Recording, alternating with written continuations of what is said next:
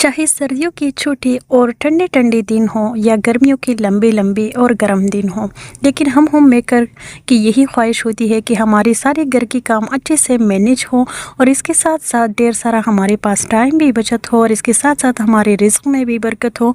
तो ये हम सभी होम मेकर्स चाहती हैं। तो आज के व्लॉग में भी मैं आपके साथ डिस्कस करती हूँ कि आप जो है ना अपने रिस्क में बरकत के लिए मैं ऐसा क्या करती हूँ और इसके साथ साथ मैं अपने पूरे घर के कामों को कैसे मैनेज। और जो सबसे बड़ी ख्वाहिश हम होम मेकर्स की होती है कि हम चाहते हैं कि हमारा पूरा हफ्ता जो है ना वो आराम से गुजर जाए। तो इसके लिए मैं वीकली मील प्रिपरेशन के हवाले से कैसे मैं प्लानिंग करती हूँ वो सारी आज की व्लॉग में आपके साथ डिस्कस करती हूँ। So let get started. अस्सलाम वालेकुम, welcome back to another video. आज की व्लॉग को मैंने स्टार्ट किया है असर की नमाज के बाद से और मैं कर रही हूँ डिनर प्रिपरेशन। और आज मेरी किचन में बन रही है चाइनीज़ वेजिटेबल राइस डिनर में। तो बस जी, जब भी मैं जो है ना डिनर के लिए प्रिपरेशन स्टार्ट करती हूँ तो मेरी यही कोशिश होती है कि असर की नमाज़ के फ़ौरन बाद ही मैं शुरू कर लूँ, ताकि मुझे कोई टेंशन ना हो कि मेरे सारे काम जो है ना वो सही तरीके से मैनेज होगी या नहीं, मेरा खाना जो है ना वो वक्त पे तैयार होगा या नहीं। क्योंकि मगरिब की नमाज़ के बाद हम लोग जो है ना ज़्यादातर हम खाना इसी टाइम ही खाते हैं और इशा की नमाज़ तक हम सारे लोग जो है ना वो फ्री हो चुके होती है।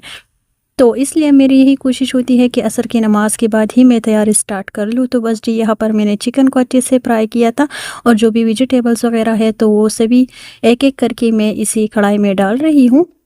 और अदरक लहसुन का पेस्ट मेरा ख़त्म हो गया है, सो इसलिए मैं यहाँ पर जो है ना फ्रेश लहसुन इसी कटर की मदद से मैं ग्राइंड कर रही हूँ।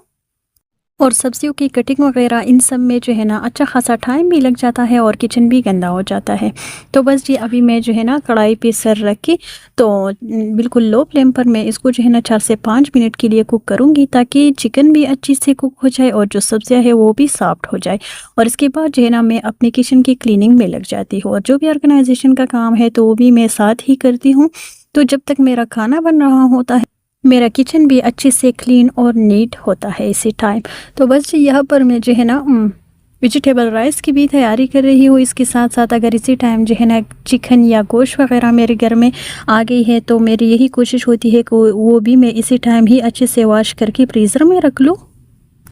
और जितनी भी सब्जियां वगैरह आ गई है घर में तो वो भी अभी मैं इसी टाइम ही वॉश करती हूँ। प्याज, लहसुन, अदरक ये सब चीज़ें मैं अलग से रखती हूँ और आलू, टमाटर ये सब चीज़ें मैं अच्छे से वॉश करके ड्राई करने के लिए रखती हूँ। फिर मैं जो है ना इशा की नमाज़ के बाद ही ये सारी चीज़ें मैं फ्रिज में ऑर्गेनाइज़ करती हूँ। और आज का जो मैं रूटीन आपके साथ शेयर करती हूँ तो ये रमज़ान में भी मेरा रूटीन ऐसा ही होता है। जो भी प्रेप है तो मैं जो है ना डेली बेसिस भी सुबह के टाइम करती हूँ या लंच के टाइम में करती हूँ। और फिर मैं जो है ना अफ्तारी के लिए भी असर की नमाज़ के फ़ौरन बाद ही मैं तैयारी स्टार्ट करती हूँ।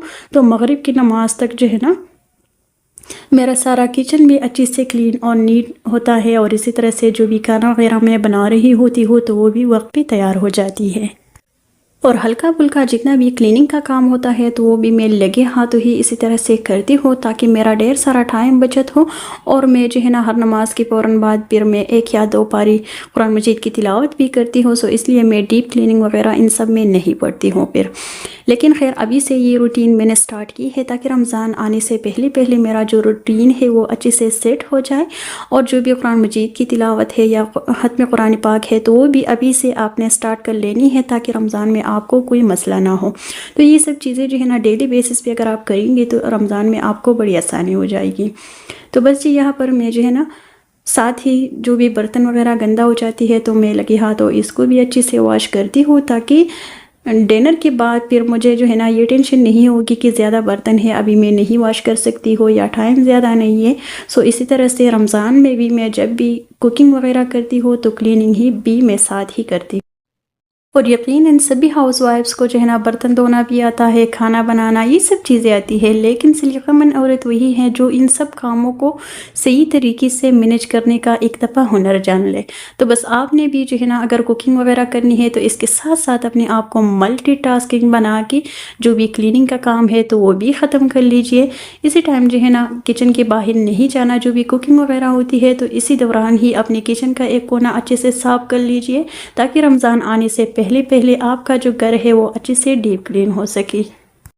और बस यहाँ पर बर्तन वॉश करने के बाद मैंने पानी भी रख दिया था, तो अभी इसमें बॉईल आ गया है। इसमें मैं चावल ऐड कर रही हूँ और चावल में जब उबाल आ जाएगा तो फिर मैं इसका जितना भी इजाफी पानी है तो इसको मैं ड्रेन कर लूँगी। बस जी अभी इसी टाइम क्लीनिंग का भी काम हो चुका है। शेल्फ को भी मैंने अच्छे से क्लीन किया है। तो अभी इसी टाइम जो है ना मगरिब की नमाज के फ़ौरन बाद में जो है ना सूरह वाक़िया ज़रूर पढ़ती हूँ। इससे जो है ना आपके रिस्क में ढेर सारा इजाफा हो जाता है। और रिस्क में इजाफा जो है ना ये नहीं है कि आपके पास जो है ना ढेर सारे पैसे आपके हाथ में आ जाएगी। अल्लाह पाक अगर चाहे तो ये भी कर सकता है, लेकिन अगर ज़ाहिरी तौर पर आपके जो माल है, आपके जो पैसे है, इसमें इजाफा नहीं हुआ तो आपने परेशान बिल्कुल भी नहीं होना है, क्योंकि जो भी आपका रिस्क है, जो भी आपका माल है, तो अल्लाह पाक जो है ना इसमें बरकत पैदा कर देता है। और जब एक दफ़ा बरकत पैदा हो जाए चीज़ों में तो फिर आपको जो है ना कोई टेंशन नहीं होगी। आपको जो है ना दिली सुकून नसीब होगा। आपको ये टेंशन नहीं होगी कि मेरे पास जो है ना पैसे कम है या खाने वगैरह के कुछ भी चीज़ें नहीं हैं। तो आप जो है ना इसी टेंशन से आज़ाद होगे। और यकीन करें ढेर सारे पैसों से जो है ना कभी भी आप खुश नहीं हो सकती, लेकिन अगर एक दफ़ा आपके दिमाग में, आपके जहन में सुकून आ गया तो यकीन करें यही आपकी कामयाबी है और यही आपके रिस्क में इजाफा है, यही आपके रिस्क में, आपके माल में बरकत है। और अभी इसी टाइम ना मैं चावल को दम पे रखूँगी और इसके साथ साथ जो है ना जितनी भी वेजिटेबल्स है तो वो अभी मैं वॉश कर रही हूँ। पहले मैंने आपको बता दिया। और जो भी वेजिटेबल्स है, जो भी गोश्त या चिकन वगैरह है तो वो मैं वीकली बेसिस पे मंगवाती हूँ, ताकि मुझे कोई टेंशन ना हो वीकली मील प्लानिंग में। अगर मैं जो है ना ये सब चीज़ें बना के फ्रिज में ना भी रखूँ तो मुझे कोई टेंशन नहीं होती है, क्योंकि ऑलरेडी गोश्त पड़ा हुआ होता है बिल्कुल साफ़ सुथरा, या चिकन भी बिल्कुल साफ़ सुथरा पड़ा हुआ होता है। और अगर सब्जियां मैंने जो है ना इसी तरह से डिवाइड की है ये सब चीज़ें कि इसी वीक में मैं जो है ना मटर, गोभी ये चीज़ें खा लूँगी। इसके साथ साथ लोबिया मैं बनाती हूँ, छोले मैं बनाती हूँ। और इसके साथ साथ मैं जो है ना चिकन को जब भी मैं फ्रिज में रखती हूँ तो इसको भी मैं डिवाइड करके रखती हूँ। तो कीमा के लिए अलग से रखती हूँ, जो भी कबाब वगैरह है तो उनके लिए मैं अलग से रखती हूँ। तो इसी तरह से मुझे बड़ी ज़्यादा आसानी होती है। और ये सारी चीज़ें मैंने पहले से डिसाइड की होती है कि कल मैं ये बना लूँगी, परसों मैं ये बना लूँगी, तो यकीन करें मुझे बड़ी आसानी होती है। आप भी इसी तरह से अगर वीकली मील प्लानिंग करेंगी तो आपका ढेर सारा टाइम बच जाएगा। और मटर को भी मैं जो है ना रात के टाइम पील अप करके तो वो भी मैं फ्रिज में रखती हूँ, ताकि मुझे कोई टेंशन ना हो खाना बनाते वक्त जो है ना। ये बड़ी आसानी होती है, फिर टाइम टेकन काम होती है। और टाइम टेकन जितनी भी काम होती है तो मेरी यही कोशिश होती है कि मैं एक दिन जो है ना निकाल के तो ये सारी चीज़ें आराम से फ्रिज में रखती हूँ, तो बाकी सारा हफ्ता मैं आराम से गुजारती हूँ। और जो भी हरा धनिया वगैरह होता है तो उनको भी मैं अच्छे से जो है ना साफ़ करके, जो भी ड्राई लीव्स होती है तो उनको मैं फेंकती हूँ।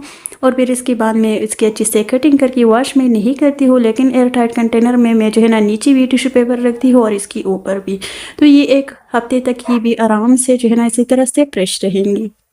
तो अगर आपको भी फ्रीज की पड़ी हुई, फ्रीज़र की पड़ी हुई खाने नहीं पसंद है तो फिर भी आपने जो है ना वीकली बेसिस पे ये तैयारी ज़रूर करनी है, चाहे रमज़ान हो या रमज़ान ना भी हो।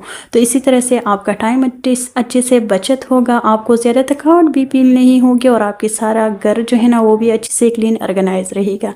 सो यही तक था आज का वीडियो। आई होप आपको पसंद आया होगा। अल्लाह हाफिज़।